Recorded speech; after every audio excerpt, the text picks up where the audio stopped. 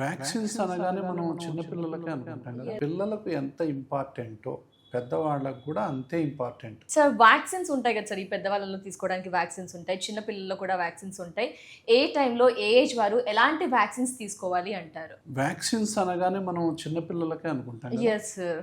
చాలా మందికి ఇప్పటికి కూడా మన దేశంలో తెలియని ఏంటంటే పెద్దవాళ్ళకు కూడా వ్యాక్సిన్స్ అనేవి ఇప్పుడు అందుబాటులో ఉన్నాయి. పిల్లలకు ఎంత ఇంపార్టెంటో పెద్దవాళ్ళకు కూడా అంతే ఇంపార్టెంట్ వ్యాక్సిన్స్ అనేవి.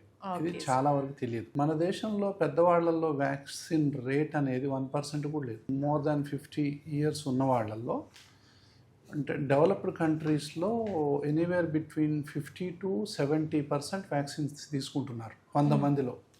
మన దగ్గర ఒక్కళ్ళు లేదా ఇద్దరు తీసుకుంటున్నారు. ఇప్పుడిప్పుడు పెరుగుతూ ఉంది ఆ శాతం అనేది, ఇప్పుడిప్పుడు పెరుగుతూ ఉంది. పెరగాల్సిన అవసరం కూడా ఉంది. దీనికోసం అవగాహన కార్యక్రమాలు అనేవి చాలా ఇంపార్టెంట్. సో అవగాహన లేకపోవటం వల్ల తీసుకోలేకపోతున్నారు.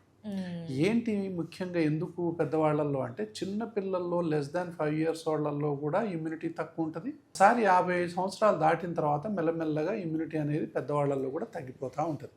ముఖ్యంగా 65 years దాటిన తర్వాత ఇంకా ఎక్కువగా తగ్గిపోతూ ఉంటుంది. సో దానివల్ల చాలా మంది జబ్బుల బారిన పడతారు. అది వైరల్ ఇన్ఫెక్షన్స్ కానీ బ్యాక్టీరియల్ ఇన్ఫెక్షన్స్ కానీ. ఇందులో అతి ముఖ్యమైన ఏంటివి, ఇన్ఫ్లుయెన్జా అంటాం. ఇన్ఫ్లుయెన్జా వైరస్ టైప్ A-B-C అని ఉంటాయి.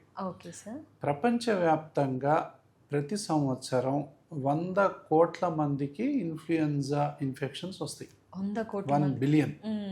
సో 100 కోట్లలో 30 నుంచి 50 లక్షల మందికి హాస్పిటల్ అంటే విజిట్ చేయాల్సిన అవసరం ఉంటుంది. ఇది ప్రపంచవ్యాప్తంగా. ఇందులో కొన్ని లక్షల మంది సీరియస్ అవుతారు, ఐసీయూలో ఉంటారు. కొన్ని లక్షల మంది, కొన్ని వేల మంది చనిపోవచ్చు. సో అంత ఇది ఉంటుంది అనమాట. కాబట్టి ఈ 1 కోటి మంది ఎవరైతే ఉన్నారో వీళ్ళు సీరియస్ కాకుండా మనం చేయొచ్చు. ఇప్పుడు అడల్ట్ వ్యాక్సిన్స్ కనుక మనం తీసుకున్నట్లయితే. సో ఈ పెద్దవాళ్ళలో మోర్ దాన్ 50 years ఉన్న వాళ్ళలో ఈ వ్యాక్సిన్ వేయాల్సినటువంటి అవసరం ఎంతో ఉంది. సంవత్సరానికి ఒకసారి తీసుకోవాలి. ముఖ్యంగా మన దేశంలో అయితే మే, జూన్ లో చూసుకోవాలి. అంటే వర్షాలు పడుతుంటాయి కదా ఇంకా. సో మే నెల, జూన్ నెలలో కనుక మనం ఈ వ్యాక్సిన్ తీసుకున్నట్లయితే దాదాపు జనవరి, ఫిబ్రవరి వరకు అది కాపాడుతుంది. అంటే 6 to 8 months దీని ఎఫెక్టివ్ ఉంటుంది.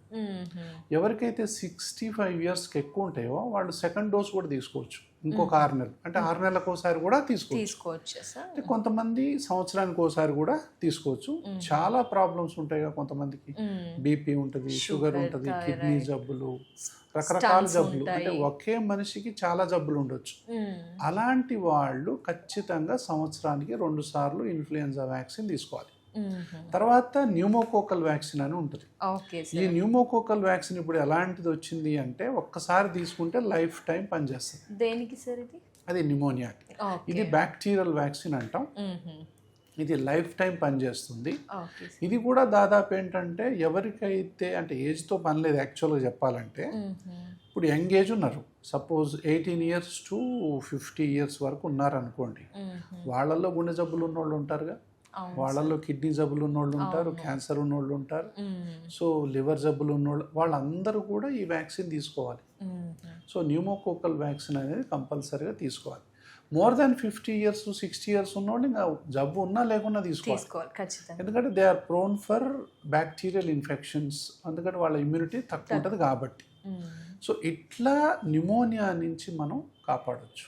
అంటే బ్యాక్టీరియల్ న్యూమోనియా నుంచి కాపాడవచ్చు. ఫ్లూ వ్యాక్సిన్ తీసుకుంటే వైరల్ న్యూమోనియాస్ నుంచి కాపాడవచ్చు.